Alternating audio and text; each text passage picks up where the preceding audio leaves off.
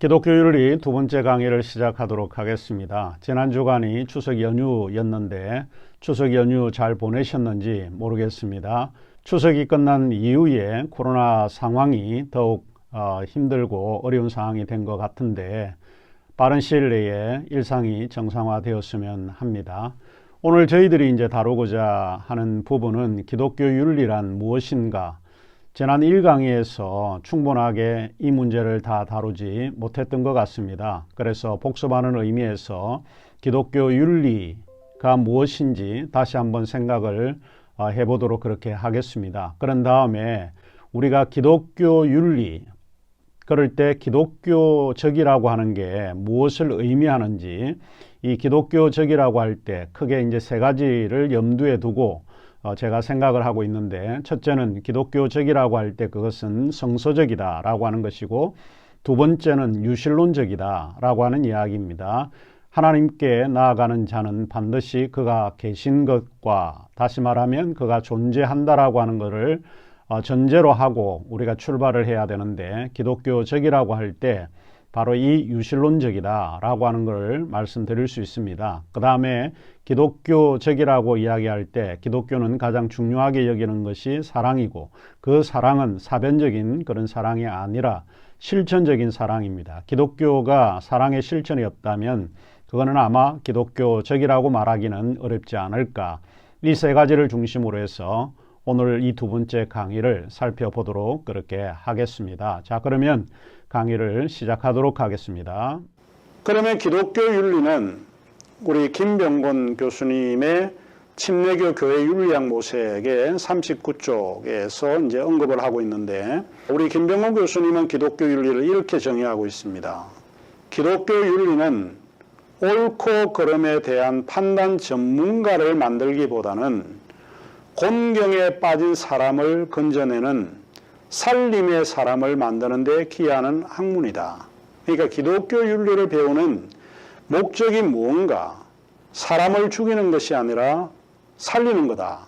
굉장히 아주 좋은 의미로 우리에게 설명을 하고 있습니다. 결국 하나님의 근본적인 그런 생각 속에 있는 게 기독교 윤리가 아닌가, 이런 생각이에요.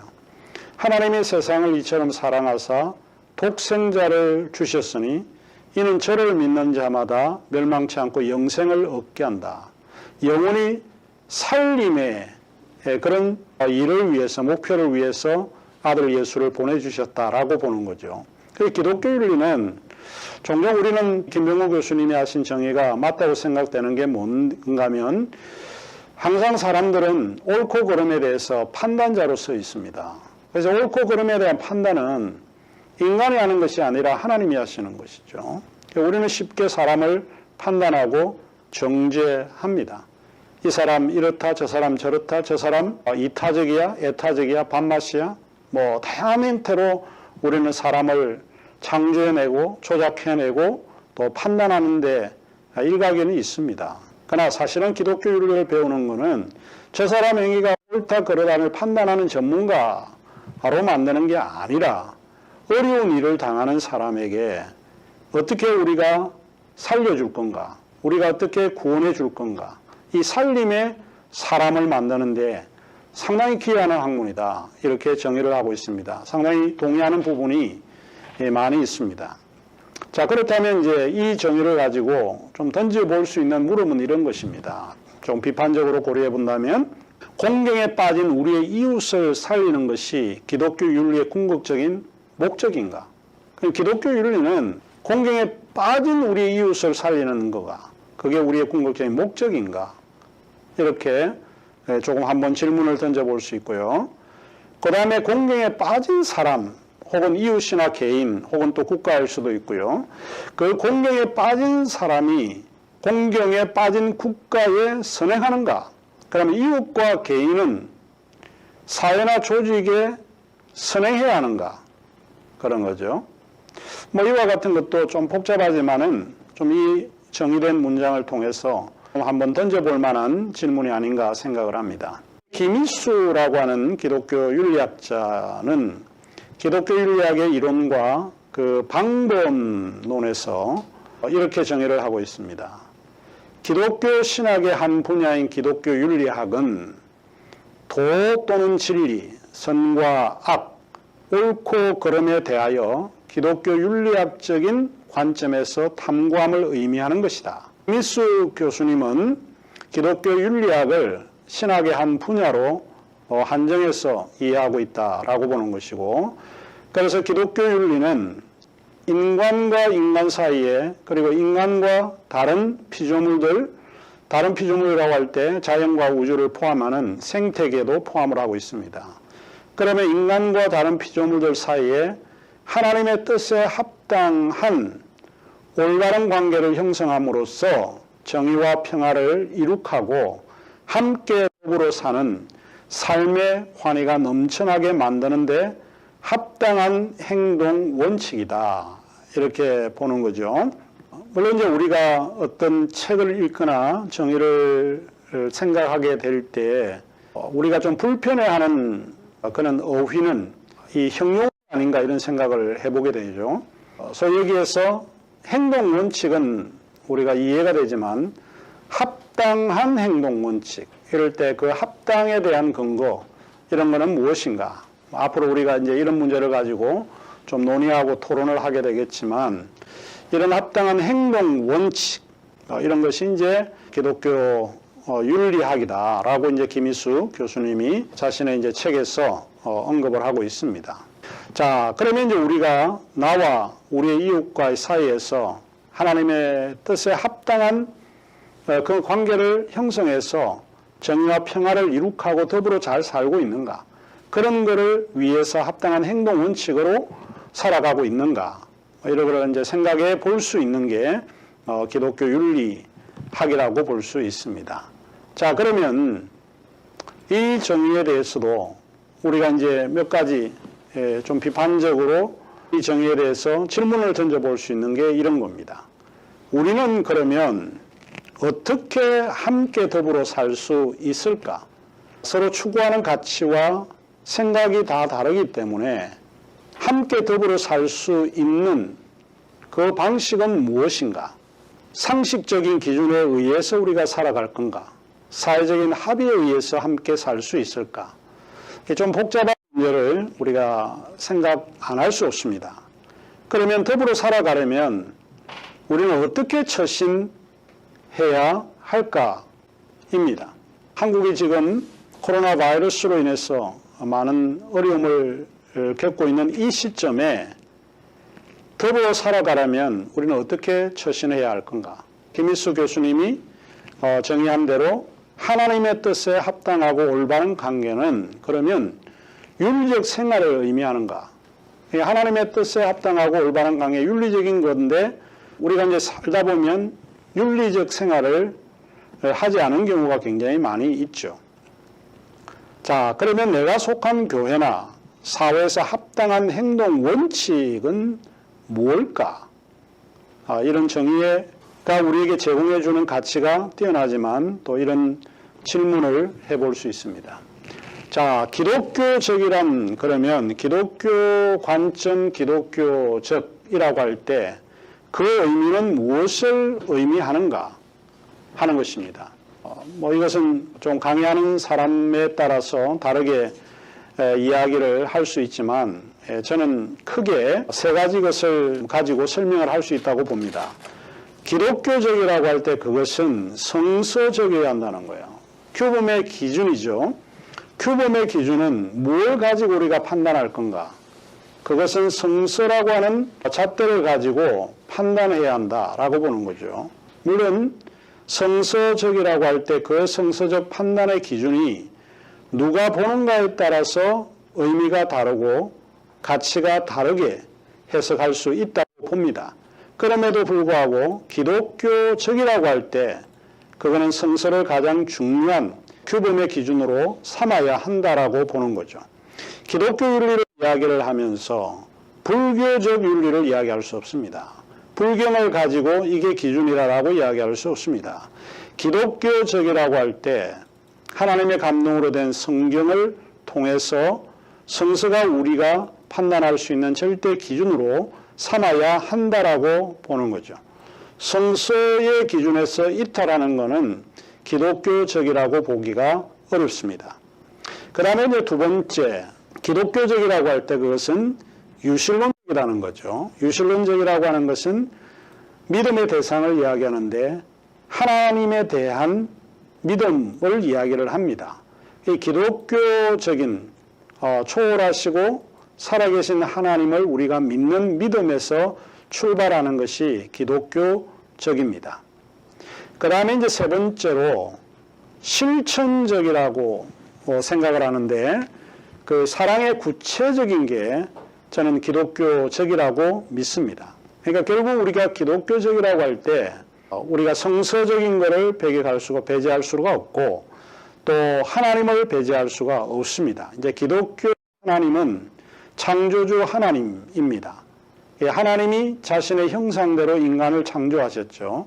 하나님의 형상대로 인간을 창조하셨을 때 그 인간은 결국 우리 속에 하나님의 형상이 있고 하나님이 창조주라고 하는 고백에서 출발을 합니다. 믿음의 시작은 창조주 하나님과 피조물인 우리를 구분짓는 데서 시작한다고 믿습니다. 그래서 이 믿음의 대상 하나님, 유실론적이라고 할 때 그것이 기독교적 의미로 받아들일 수 있지 않을까 싶습니다. 그 다음에 실천적인 사랑의 구체적인 내용인데 이게 기독교는 사변적인 그런 종교라기보다도 실천적인 사랑의 구체성을 요구하는 종교다 이렇게 보여집니다. 자, 그러면 이제 좀 구체적으로 조금 설명을 해드리자면 이런 건데 성서가 규범의 기준입니다. 신학적으로 사실 윤리의 규범은 다양합니다. 칭의론적 관점에서 성화론적 관점에서 하나님의 나라의 관점에서 예수의 공생애 그게 윤리의 가장 중요한 규범이다. 또 성서에서 성경이 굉장히 중요한 윤리적 규범이다. 실제로 신학적으로 윤리의 규범은 다양합니다. 그러나 우리는 좀 총체적으로 우리가 생각을 할 때 칭의론, 성화론, 하나님 나라, 예수의 공생애가 성서 속에 있기 때문에 성서적 이런 것이 바로 윤리의 절대 규범이 될 수 있어야 한다 이렇게 보는 것입니다. 그러면 어떻게 살아야 하는 것인지 결정해야 하는 성서적 규범은 있는가 하는 것입니다. 매우 복잡한 질문입니다. 어떻게 살아야 할 것인지 결정해야 하는 성서적 규범은 있는가 우리가 한번 생각해 보아야 되는데 성경은 이렇게 이야기를 합니다. 모든 성경은 하나님의 감동으로 된 것으로 교훈과 책망과 바르게 함과 의로 교육하기에 유익하다. 이렇게 이야기를 했죠. 그러니까 성경이라고 하는 모든 성경은 하나님의 감동으로 됐는데 나타나는 모든 것들은 윤리적이라고 볼 수 있어요. 교훈하고 책망하고 바르게 하고 의로 교육하기에 좋은 거입니다. 성경이라고 하는 게 그냥 단순하고 구체성이 없는 게 아니라 실제 우리가 성경을 읽으면서 우리의 삶을 바꾸기도 하고 수정하기도 하고 또 책망을 듣게 하는 또 바르지 못한 삶을 바르게 하기 위해서 주어지는 책으로 봐야 합니다. 그리고 디모데후서 3장 16절 17절에 보면 이는 하나님의 사람으로 온전하게 하며 모든 선한 일을 행할 능력을 갖추게 하려 합니다. 그러니까 성경을 읽는 성경이 주어진 이유는 디모데후서에서는 분명합니다. 그거는 우리가 선한 일을 행할 능력을 갖추게 하기 위해서 우리에게 주어졌다라고 보는 거죠. 그러니까 우리가 매일 성경을 읽으면 읽을수록 우리가 윤리적으로 온전한 사람이 될 수 있고 선한 일을 행할 능력을 갖출 수 있다라고 하는 이것이 사도 바울이 디모데에게 보내는 조언이라고 볼 수 있습니다. 자, 이 구절도 신학적으로 굉장히 문제가 되는 구절이기도 합니다. 그러면 모든 성경, 그라페라고 할 때 모든 성경인데 이 단어가 지칭하는 범위는 어디까지냐는 거예요. 디모데 후서 3장 15절까지인가 아니면 디모데에서는 빼고 그 전까지가 모든 성경, all 그라페인가 이 지칭하는 범위 자체가 굉장히 복잡합니다. 이런 거 어떻게 이제 이해할 건가? 신학적으로. 뭐 이거는 이제 우리가 대면화하면서 좀 논의를 해볼 필요가 있지 않을까 생각을 합니다. 그 다음에 우리가 하나님의 감동으로 된, 그 성경은 하나님의 감동으로 된 거거든요. 그 감동으로 됐다 할 때, 데오 푸노스토스라고 하는 말인데, 영감의 원천이 하나님입니다. 그러니까 성경의 저자는 결국에는 인간이 아니라 하나님이시다는 거죠. 하나님의 영감으로 된 것이 성경입니다. 이 성경을 우리가 하나님의 말씀으로 받아들이는 이유가 우리가 여기에 있다라고 볼 수 있습니다. 그 다음에 이제 두 번째 기독교적이라 할 때 유실론적이죠. 믿음의 대상으로 제가 설명을 했는데 유실론은 신이 존재한다고 믿는 신앙입니다. 우리는 창조주 하나님이 존재한다고 믿고 있는 신앙을 가지고 있습니다. 이게 유실론입니다. 히브리서 11장 6절 우리 히브리서 저자는 이렇게 이야기를 합니다. 믿음이 없이는 하나님을 기쁘시게 하지 못하나니 하나님께 나아가는 자는 반드시 그가 계신 것, 그가 존재하는 것과 또한 그가 자기를 찾는 자들에게 상 주시는 이심을 믿어야 한다는 겁니다.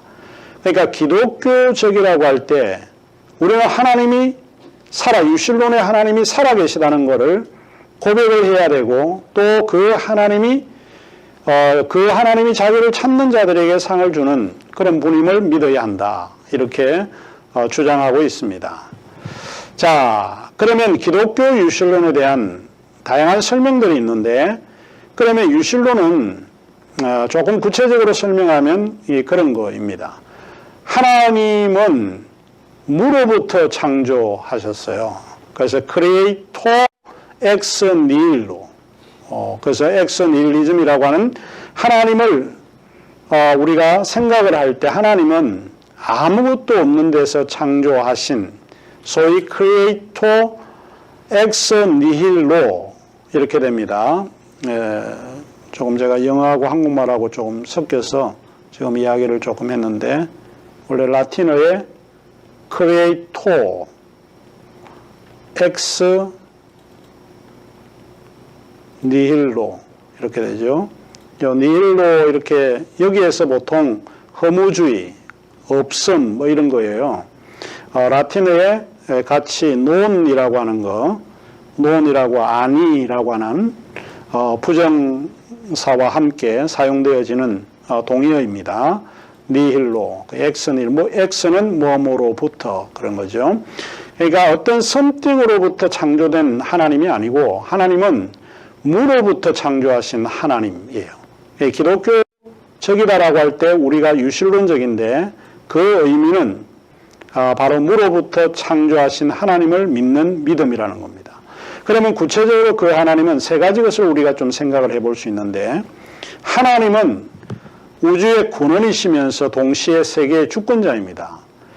인간인 우리가 우주의 근원이 아니고 또 세계의 주권이 아닙니다. 주권자가 아닙니다. 우리는 우주의 권원자이면서 동시에 세계의 주권자이신 하나님을 믿는 믿음을 가지고 있어야 기독교적이라고 이야기를 합니다.